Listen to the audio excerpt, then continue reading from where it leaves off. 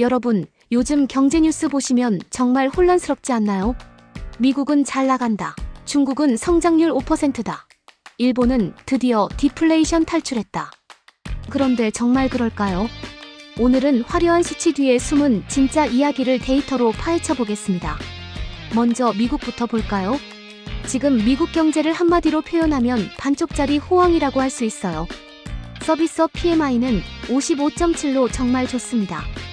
실업률도 4.2%로 완전 고용 수준이죠.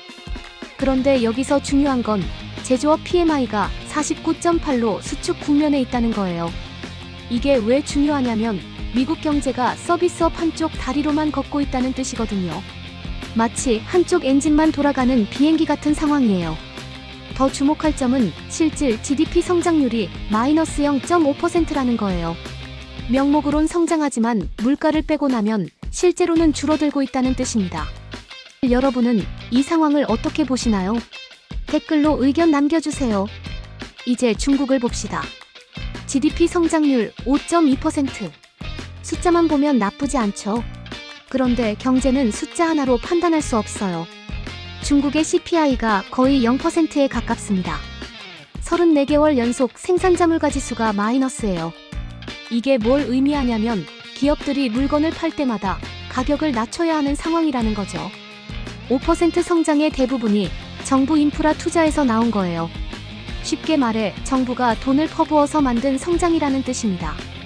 하지만 이걸 가짜 성장이라고 단정하기엔 성급해요. 중국 정부의 정책 여력은 여전히 크고 장기적으로는 이런 투자가 효과를 낼 수도 있거든요. 일본은 정말 흥미로운 상황이에요. 30년 만에 인플레이션 3.3%를 기록했거든요. 드디어 디플레이션 탈출했다. 이렇게 생각할 수 있는데 문제는 GDP 성장률이 마이너스 0.2%라는 거예요. 물가는 오르는데 경제는 줄어드는 스태그플레이션 상황이죠. 더 심각한 건 실질 임금이 마이너스 0.8% 감소했다는 점이에요. 물가가 오르는 속도를 임금 상승이 따라가지 못하고 있어요. 하지만 이것도 단기 현상일 수 있습니다. 일본 기업들의 임금 인상 압박이 커지고 있고 인력 부족으로 임금 상승은 계속될 가능성이 높거든요. 이제 중요한 질문이에요. 이 모든 게 서로 어떻게 연결되어 있을까요? 미국 제조업이 위축되면 한국, EU 같은 나라들의 미수출이 타격을 받죠. 중국의 디플레이션은 전 세계에 저가 제품을 공급해서 다른 나라들도 물가 하락 압박을 받게 됩니다. 특히 우리나라 같은 경우 수출의 25%가 중국에 의존하고 있어요. 미국과 중국 경제가 동시에 흔들리면 우리도 직격탄을 맞을 수밖에 없죠. 하지만 이건 위기이자 기회이기도 해요. 글로벌 공급망이 재편되는 과정에서 새로운 기회가 생길 수 있거든요.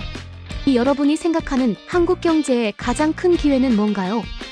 그럼 이 모든 게 우리 개인에게는 어떤 영향을 미칠까요? 먼저 좋은 소식부터요. 글로벌 디플레이션 압력으로 수입 물가가 안정될 가능성이 높아요. 휘발유가, 생필품 가격이 안정화될 수 있다는 뜻이죠. 하지만 주의할 점도 있어요. 수출 기업에 다니시는 분들은 실적 부진으로 인한 구조조정 가능성을 염두에 두셔야 해요.